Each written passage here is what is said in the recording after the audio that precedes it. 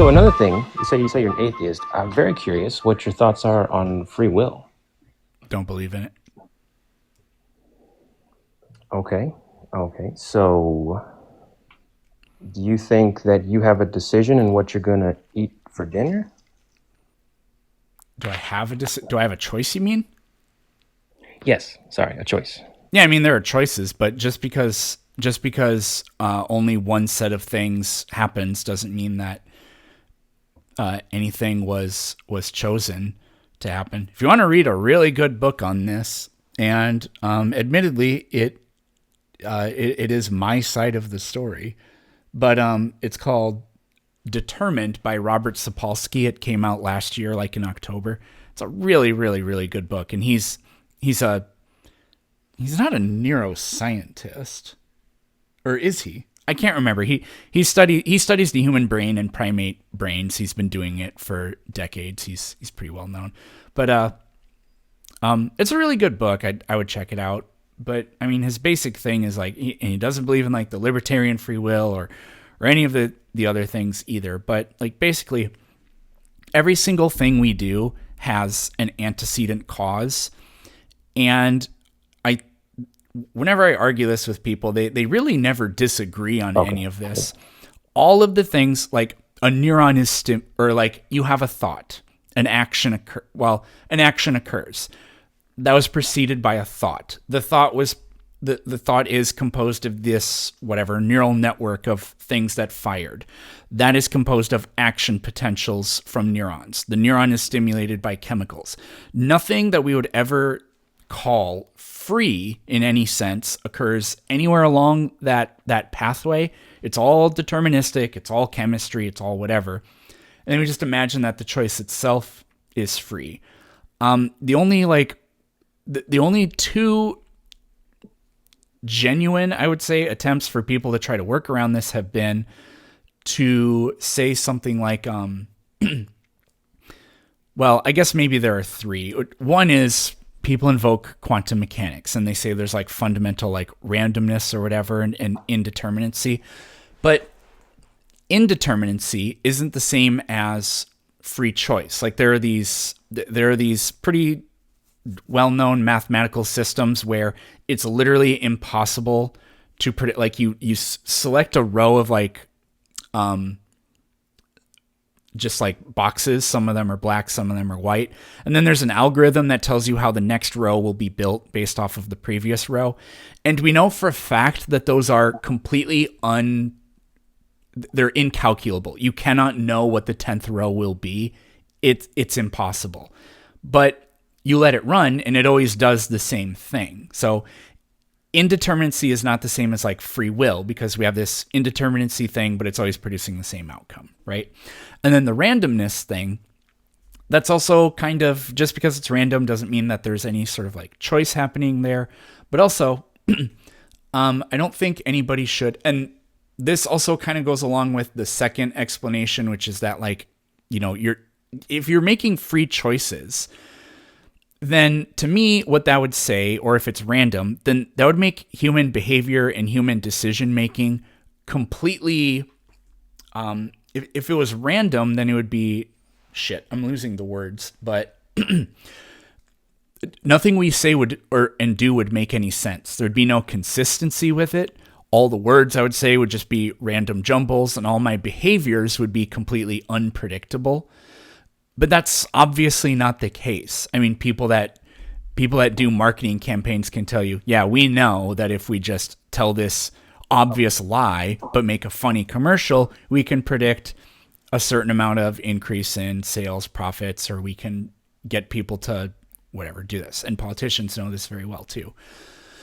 So I don't think that works at all. The other I don't remember. The other thing people try to say is people act like free will is like a thing that can be isolated and known and studied, but that's never what they're talking about. They're just saying that free will is just a thing that happens. And then you try to ask them, okay, what is causing it? What makes you think that it actually happens? And all they ever do is just go in a circle and say we have free will because I choose to do things. or whatever's causing free will is like non-physical. But if it's non-physical, it can't interact with the physical person. And at that point, we're just in the make-believe land of like spirits and whatever else. So now you have nothing to go off of except trust me, bro. .org. Right. Okay, so yeah. So I mean, I'm not completely familiar with how it's been defined by other people. I'm aware of, like, you mentioned some experiments. There's that experiment where they hooked up the brain and they said, "Look, we're going to show you a question in a second, and just make a decision." And they saw that their brain already knew what they were going to answer before they even saw the question. So that's like a good argument against free will.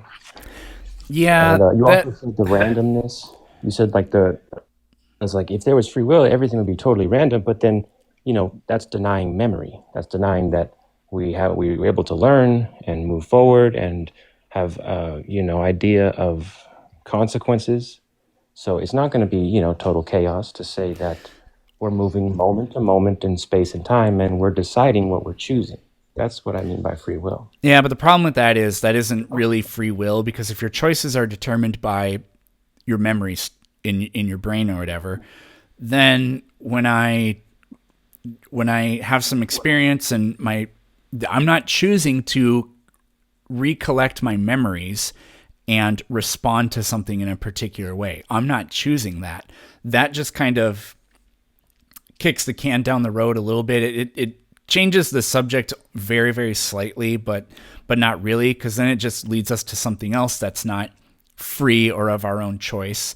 And now we're just back to, okay, well, but where did the memories come from? And then we're back to this. We would end up reconstructing a bottom-up determined process. So, well, it's just I don't understand the free will part where you say that you don't have a decision in how you made decisions coming up to your life being the way it is now, that you don't have things that you like, things that you prefer. yeah, I do, but I didn't Life choose with them. qualities that you like. So that's you. Who wanted that? Did it was predetermined that this was all going to happen, and every decision coming at you the next 20 years of your life, you don't need to think about what's coming up, because whatever happens. It's not up to you. So I use, how do I say this? I live my life as if I have free will. I use words like decide to, and I believe in holding people accountable for things and all this other kind of stuff. But I don't actually believe it, because like I have a desire to do all kinds of things in the near future, but what we're not asking ourselves when we admit and we claim that we have desires and wants and things like that is, where does the desire come from? I don't know. Like tell me why you like pizza. You just do. You don't choose that. You just do. Well, that would go from, the last 32 years of my life, I've had very nice pizza places around where I grew up. So I've had a wide variety of pizzas, and I've tried very good ones, and now I, decided which ones I liked more than the others, and that's, and I'm not drawing that. I'm not thinking about all that when I go to get pizza. When they ask me, what would you like? I'm more experienced than the 10-year-old version of myself. And I don't have to think about my memories, but I'm experienced and I have a preference because I'm making the decisions on a moment to moment basis, which is my free will. So that's a kind of free will that people describe, but I don't think that it really actually is free will, because again, you didn't decide which pizzas you like, because if that really made sense, then you could just make yourself like poop pizza. You could, but I don't think that you actually can. Well, I have experience. I've been pooping for 32 years, so I know poop doesn't smell good. Certainly wouldn't want to taste it. So this kind of like argument where it's like, oh, well, then why isn't there total chaos if you can decide anything? It's like, well, because, we accumulate memories and we learn and we become experienced. And so if you want to get really deep into why I like certain pizzas, my entire diet, living in the area that I am, has a certain type of food. So my taste buds have adjusted a certain type of way, which react most favorably to a certain type of pizza. That's why Yeah, it's very specific. you don't choose that. No, I didn't choose where I was born. No. Well, you don't choose what your taste buds do either. No. Okay. Well, no, I'm not sending the neurons to my taste buds to send them back in a certain way. No, I'm not claiming that. Yeah. So like what's happening with these is like you're telling me things about like experiences you have that are well, like they're personal experiences, right? These are conscious experiences. But the thing that we're missing with this every time is, okay, you're telling me you like the pizza, but where does that come from? We're pretending that the thought is where it begins, but that's not where any of it begins. It does not. It does not. I'm consciously aware of my actions for my entire life, and like you said, it's like accountability. It's like my decisions. I'm going to be responsible for them, and I'm aware of the laws. I'm aware of what it's like to be a human. So I want to be treated like I treat others. So I'm not going to do anything crazy because I have free will. But I'm going to acknowledge that I'm responsible for my choices. I might not be responsible for the situation that happens out of my control, and I'm given, these options. What do I do here? What do I do here? I'm gonna think about those at that time, and then it's gonna be me deciding what I do. I'm not gonna say, "Oh, it's all predetermined. I'm just gonna go with the wind, man." Like I am gonna be accountable for my decisions. So to say you don't have free will, it's like saying you have no control over what you're gonna do in the world. So you should be institutionalized.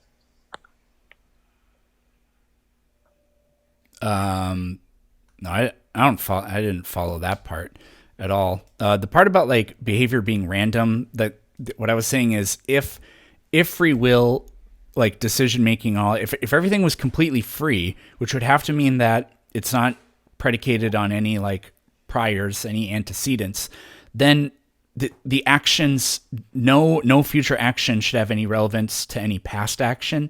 But that is just absolutely clearly not how anyone or even anything behaves. But the whole thing about like accountability and whatever else, I mean, like we know for a fact that huge percentages of people that are in prison for violent crimes have had a traumatic brain injury at some point in their lives. They'll have high levels of lead. Lead levels are the single most statistically significant predictor of delinquency in later life, childhood blood lead levels. So like the idea that, well, if we took one group of people and we like gave them like conscientiousness training, and the other group of people we like literally like cleaned up the environment and like tried to mitigate things like TBIs and lead pollution and stuff like that, the people who we focused on being like mindful with their thoughts, I don't think they would fare better than the other group. Not personally. I think it would do some good. I think those are things that we should do, but I don't think that would go nearly as far as doing all the like environmental things that we know predict human behavior in the future pretty well, sadly. Okay. Okay. Yeah. So what I meant by that is like if you if you commit a crime and you plead insanity, you're saying I don't have control over what I do. So they put you in a happy house with padded walls because you don't have control. And I feel like the argument for free will is saying it's not my control, man. It's all like it's just kind of denying all accountability. Like that's not something that we teach our kids. Like hey, think ahead. This is what happens. This is what you should know about. You are in charge of your own decisions. You will need to, pay the consequence for your good or bad actions. So to say there's no free will is seeming like it's denying accountability for your own choices. That's sort of the most powerful argument against it, but it doesn't say anything about whether or not it's true. It just more says something about, do we actually want to live in a world where we act this way? And I would argue that I actually would prefer to live in that kind of world, because somebody can be responsible for something even if it's kind of sort of not their fault because they did do it. But if we acknowledge that you are a product of your environment, then what we ought to do is try to structure our environment because our justice system is reactive and not proactive. I think we should try to structure our society in a way that mitigates these future things. And if we think that people are, I don't want to say merely, but I can't think of anything else to say, merely a product of their environment, then we ought to treat the person like something that goes into the environment, is shaped by it, chewed up and spit out, and you get the way the person is a consequence of that. We should shape the environment then, because what kinds of arguments do we hear all the time when people try to enact like social change or something like that? People are always going to do blank. It doesn't matter if you do X, Y, or Z. They'll still find a way to do A, B, C. Well, that's actually bullshit. You can't completely eliminate anything 100%, but what we do actually really does matter. Like, for example, the single largest, what would you call it? Not exactly building project, but something like that. The single biggest building project that the United Kingdom ever undertook was they completely redid all of the gas lines in the whole country. They were using coal gas, which has carbon monoxide in it, and people were killing themselves with it. Sylvia Plath famously took her life that way. She stuck her... When people say stick their head in an oven, they don't mean turn the oven on and cook their head. They would give themselves carbon monoxide poisoning. Today it's the run the car in the garage with the windows down, right? But anyways, they did that and they switched over to natural gas that doesn't have carbon monoxide in it, and suicide rates plummeted because it turns out that no, actually, it does make intuitive sense to be like, if somebody wants to take their life, they'll just do it. But you get rid of one thing and it changes human behavior in an extreme way. And now the environment and human behavior, these are like the most complex things ever. So we can never hope to think that if we do one thing, it'll fix the majority of like one problem. It's always going to be multifaceted or whatever. But that is an example where the idea that the person is a machine in their environment, I think is supported. And we can think of the person, we can think of all people as being like that and still hope for a better future, because what we, and now here's the contradiction, decide to do in shaping our environment and our society or whatever, will have those reverberations for for whatever you're trying to accomplish.